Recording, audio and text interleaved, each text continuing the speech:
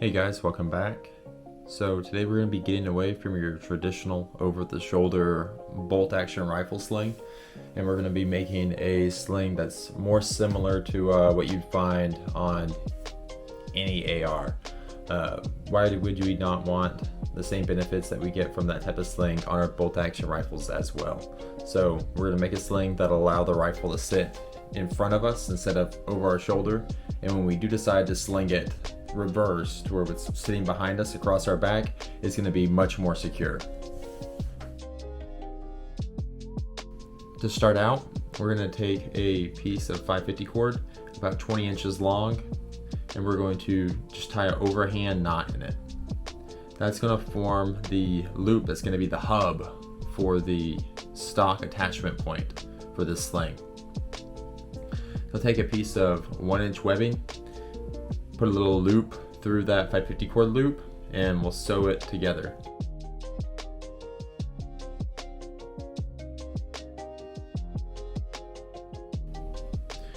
Wrap the webbing around and feed it through the 550 cord loop, and then double it back on itself and wrap it 90% of the way back around and cut it off. I'm not going to be giving you a whole lot of dimensions just because these dimensions will differ depending on what kind of gun you're making this for. You're going to attach about 6 inches or so of loop side Velcro. You're going to want the loop side Velcro facing out on the final product just because if there's a little bit showing, you don't want that to be the hook side. That'd be a little bit scratchy.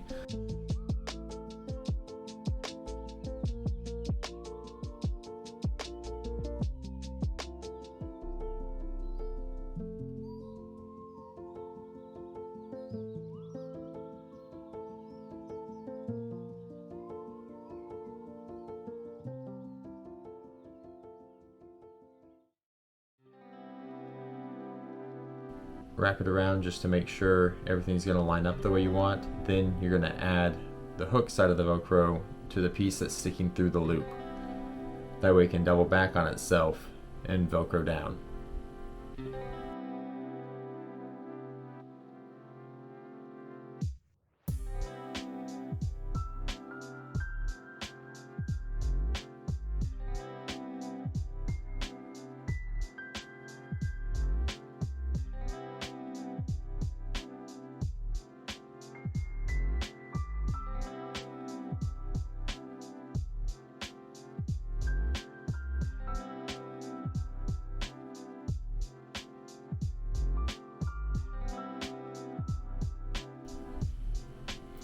Now take another piece of 1-inch webbing and you're going to make a larger loop in one end, big enough for a piece of 1-inch webbing to slide through.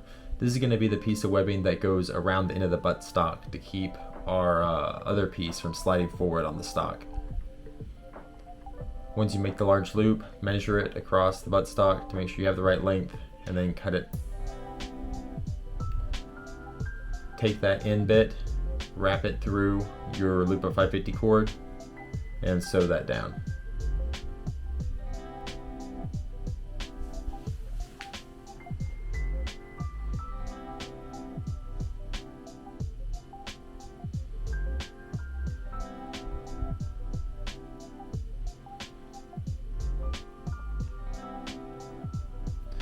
So now you're done with the piece of the sling that's going to attach to the buttstock.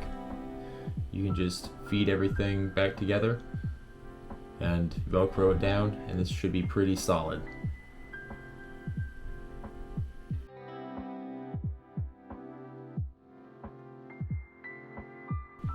Now we're going to make the shoulder pad part of the sling. So this is a 19-inch by 4.5-inch piece of 1000 denier Cordura nylon, and that's an 18 by 1.5 inch piece of foam.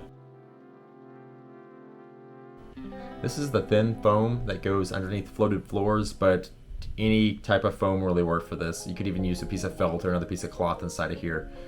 But we're just going to fold over both ends on the nylon, and then one of the long edges is going to be folded over. I'm using some double-sided 1/4-inch tape. I'll toss this stuff in a link down below.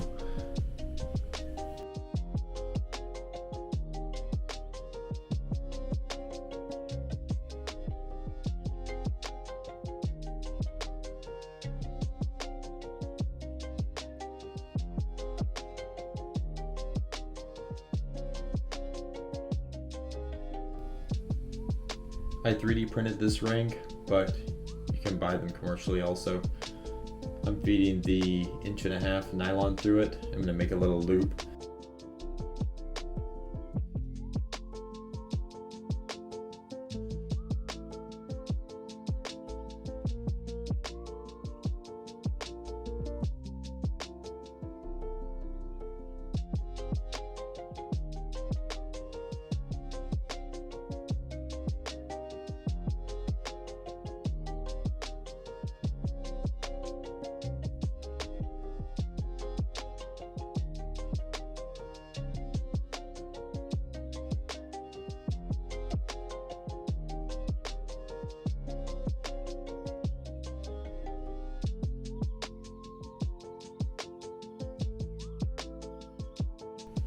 I'm going to toss some double-sided tape along the other edge. We're going to roll the nylon around the piece of foam, encasing it completely. And then we're going to stitch along where the pieces meet up, along both ends, and then along the opposite edge.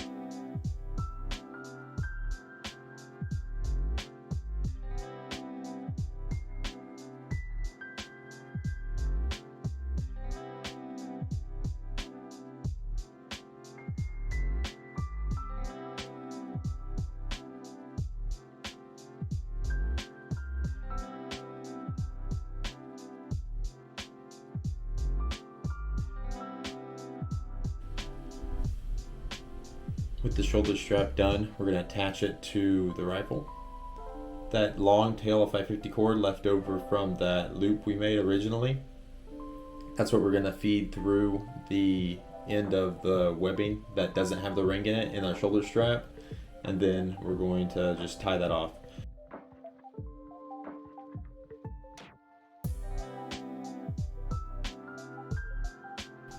I like to wrap some gaffing tape around my 550 cord that's attaching to my sling. It creates like a singular little strand, and I like the way that it kind of adds some rigidity to it and helps keep it out of the way.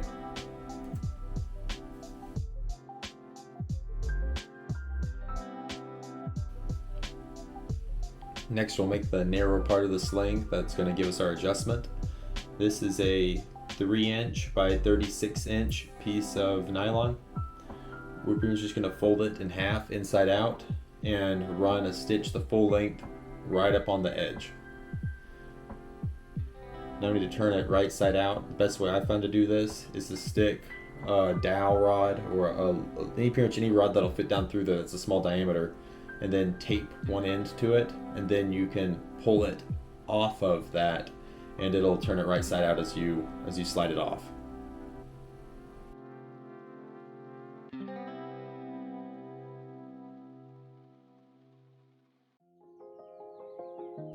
Now just push it down flat. First sew over the seam that you just made, and then sew along the opposite edge.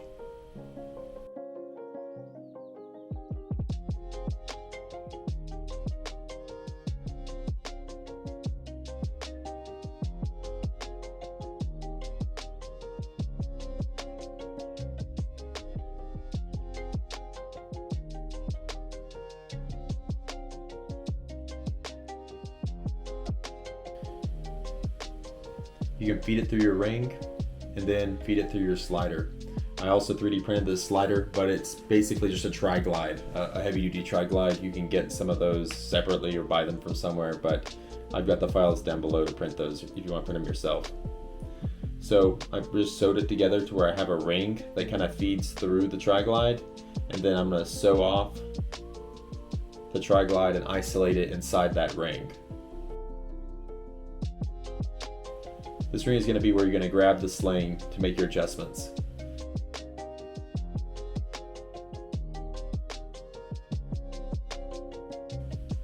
just feed the rest of the sling through the tri-glide, and we're ready to work on the end.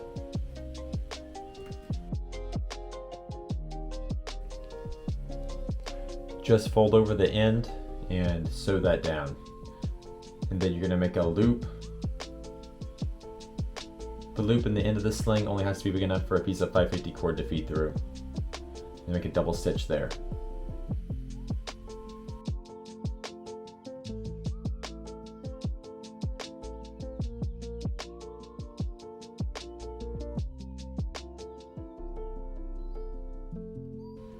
To attach the sling to the fore end of our rifle, we're going to use basically the same idea that we used to attach it to the buttstock. We're going to take a piece of 1-inch webbing, wrap it around, feed it through a 550 cord ring, double it over, and then it's going to Velcro back on itself.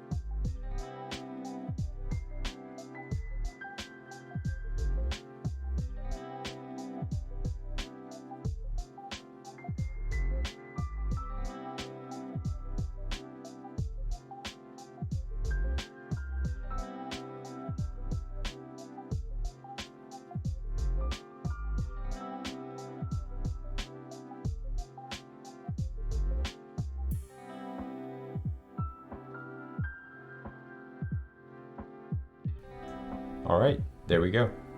If you try this thing out and you like it, or if you don't, let me know down in the comments. Also, if you got any good ideas for future videos, let me know down there as well. Have a good one.